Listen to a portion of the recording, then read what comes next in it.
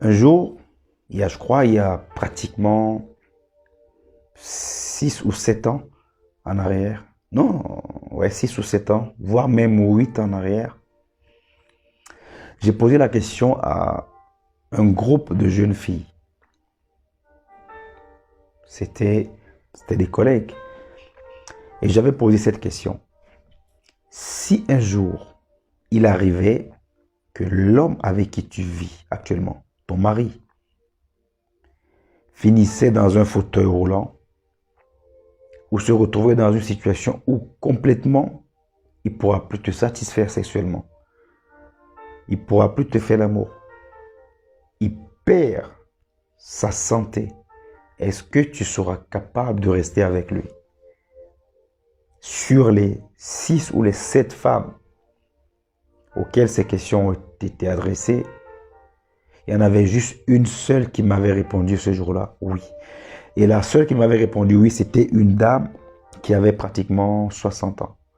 Les autres, c'était des jeunes femmes de 25 ans, 30 ans et quelques.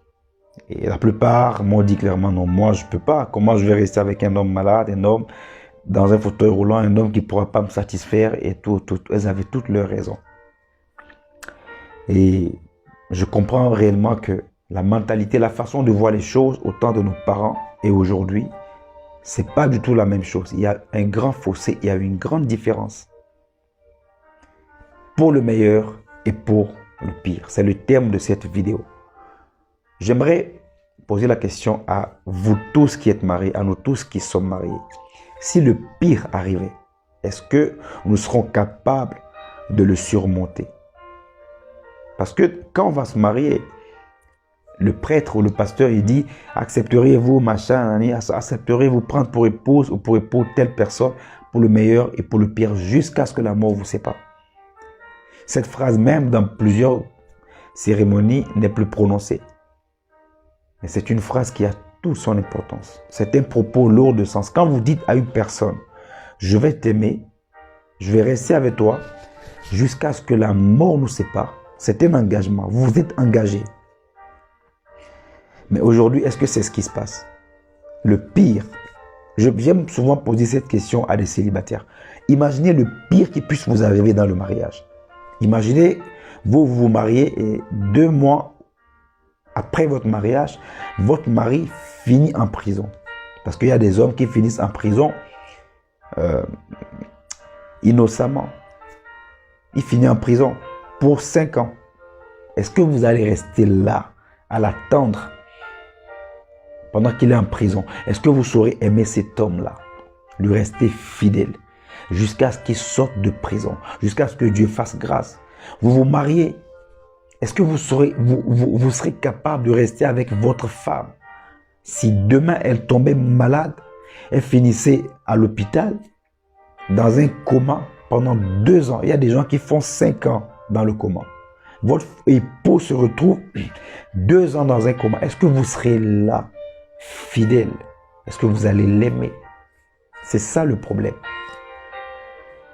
Il faut voir plus loin. Le mariage, ce n'est pas seulement une affaire de « oui, je t'aime, mon amour bébé, resto, champagne, voyage ». Ça, c'est des histoires.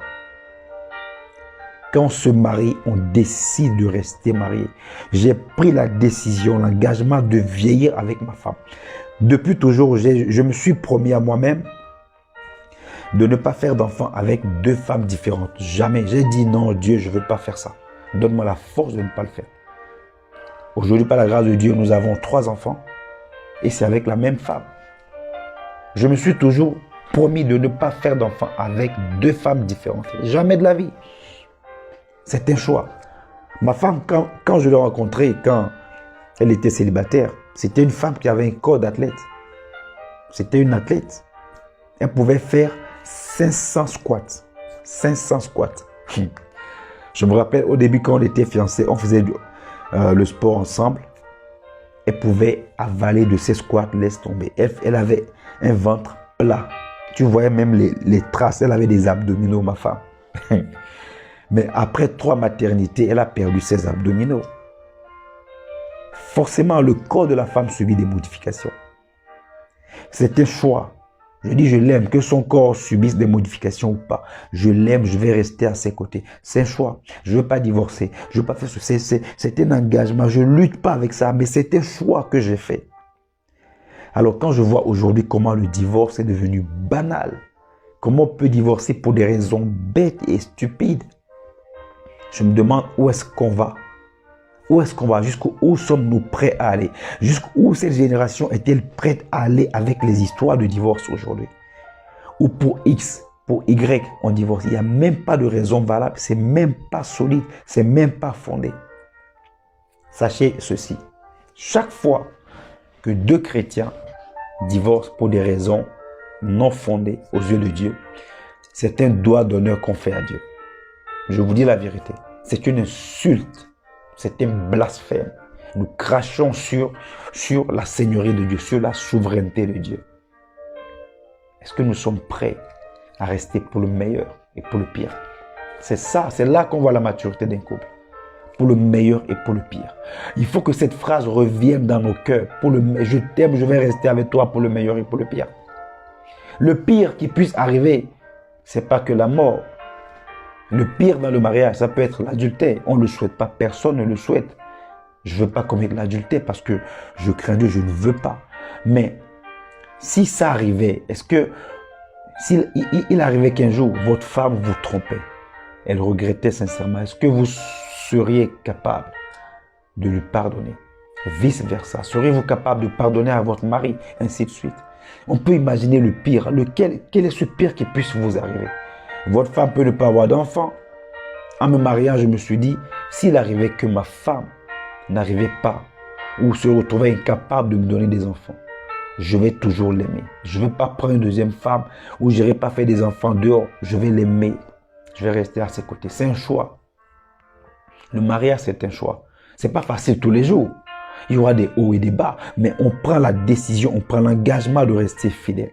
Un jour, je vais terminer par cette histoire. Dans un magasin, je vois un couple. Le monsieur devait avoir près de 90 ans. La dame aussi. Et qu'est-ce que j'entends? J'entends le monsieur appeler sa femme. Je ne sais pas s'ils étaient mariés ou c'était juste un couple de concubinage. Le monsieur a appelé la femme bébé. J'ai dit, ouah, bébé? À cet âge-là, le monsieur appelle sa femme bébé. Waouh, bébé, à cet âge. Il a compris quelque chose. Je ne crois pas qu'il parle en langue ou qu'il prophétise, ce monsieur. Mais il est resté avec sa femme.